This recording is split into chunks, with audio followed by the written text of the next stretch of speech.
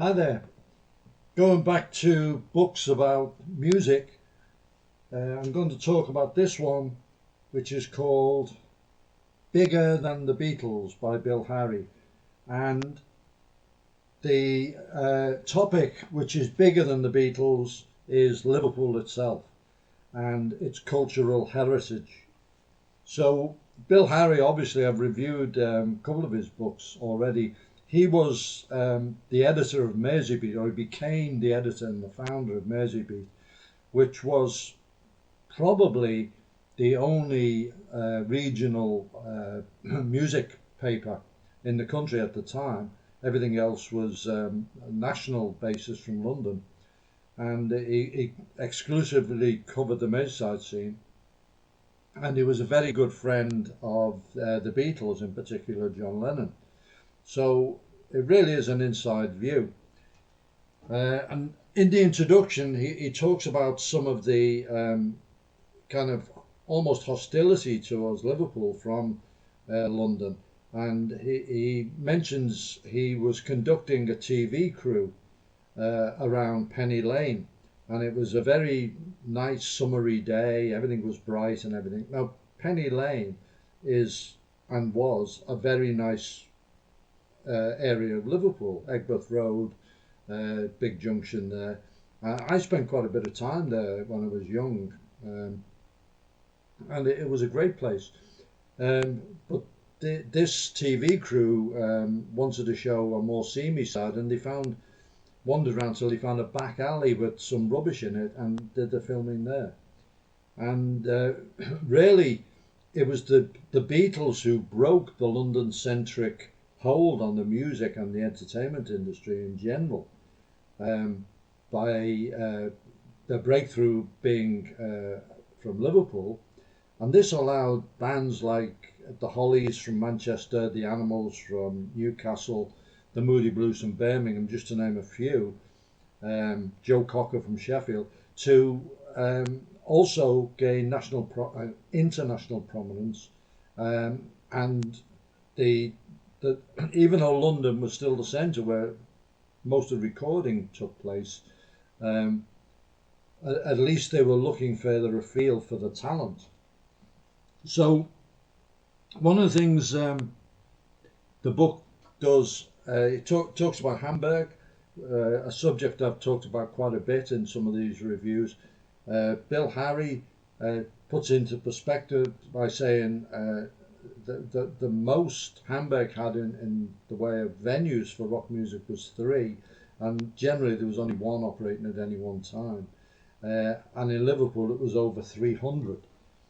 And actually, in another part of the book, he lists some of them. Some of the jive hives, which was the term used: Aintree Institute, Blair Hall, Bootle Town Hall, David Lewis, Emperor's Club, Grosvenor, Hambleton Hall, Hollyoake Hall, the Jive Hive, La Mister, Litherland Town Hall, La Scala, Runcorn, Latham Hall, Mossway, Merrifield, Neston Institute, Oddle Park Ballroom, Quaintway, St John's Hall, Town Hall, Skelmersdale, and Valentine's Rock Club. And that's only scratching the surface, as he readily says. And quite a few of them are still going, by the way. Latham Hall is still going, for example. And St John's Hall, I pass that every day, and it's a church hall which is still used. So another thing he mentioned is the Raymond Jones episode, where a 18-year-old lad called Raymond Jones goes into Nems, asks for My Bonnie, and this alerts Brian Epstein to the existence of the Beatles and so on. Now, there's 2 sides to every story. Bill Harry, because Merseybeat was promoting the Beatles and they were on the front page, and Brian Epstein actually wrote a column inside it and also advertised in it, his contention is that Brian Epstein was already aware of the Beatles.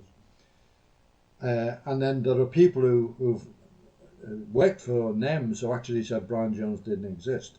Well, Brian Jones does exist. He was interviewed by Spencer Lee, And he did go in and order the record, and that did lead to Brian Epstein going to the cabin. There's no doubt about that. Now, the causal link may not be as such a cut and dry thing.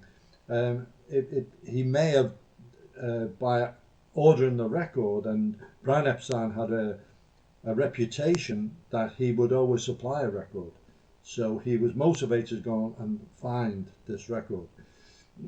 And he then went down to the cabin, and the rest is history.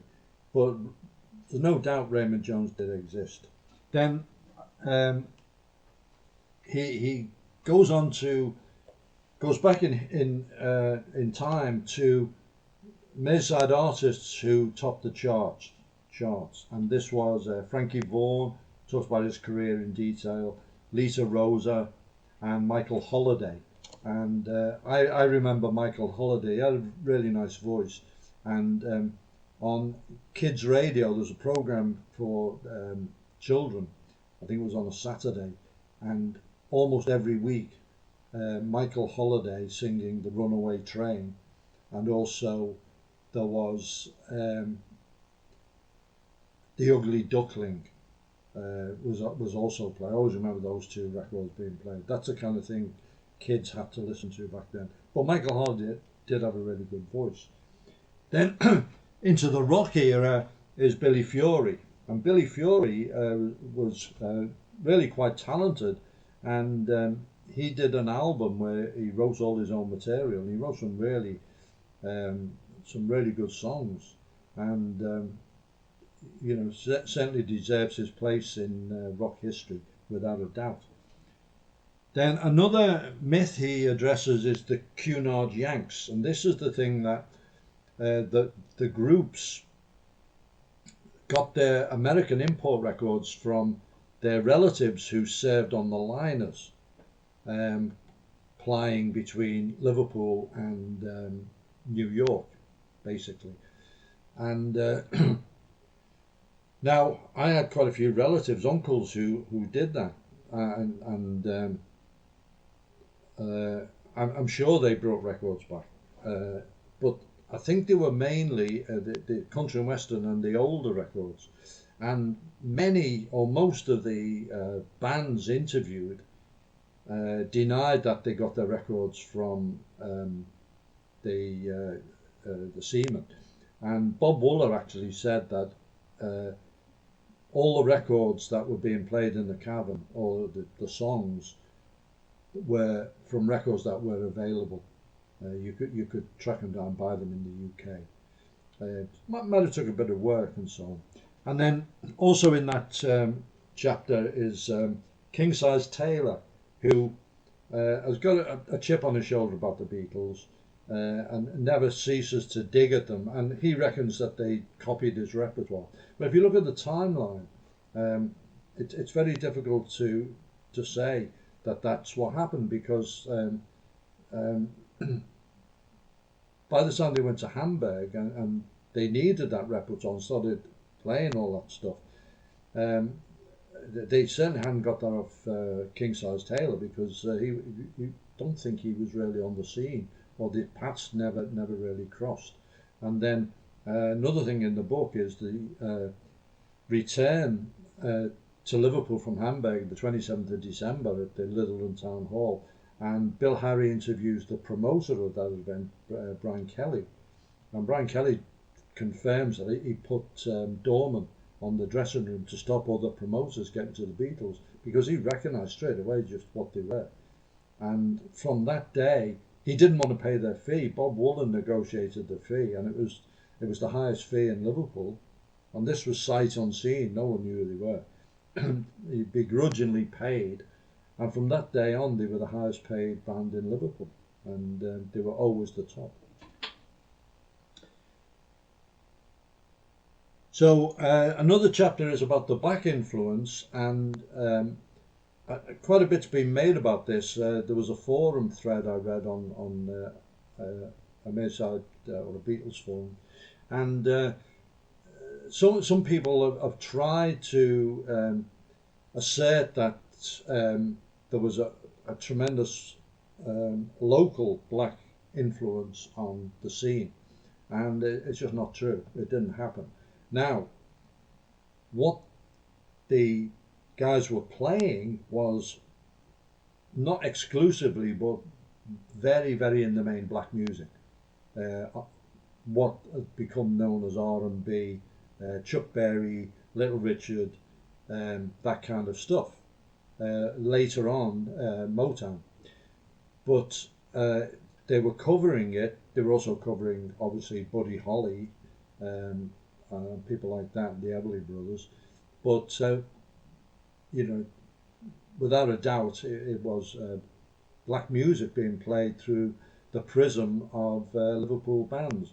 But the only band that I ever saw in those days at the Cavern was the Chants, who were a vocal group, and they weren't the same type as the Beatles. They were more like the doo-wop type bands, good vocalists, but they didn't play any instruments, and they needed one of the other groups to back them. They were the only ones I saw until the big rhythm and blues boom, when people like Muddy Waters and Howlin' Wolf and all that came over and started touring. But now there was a black music scene in the clubs and the shebeens in Toxteth, but it was completely separate. The two didn't really coexist at all. Didn't overlap in any way. So that's an interesting section of the book. So Bill Harry knows his stuff, always a good read, and it's a good contribution to the literature.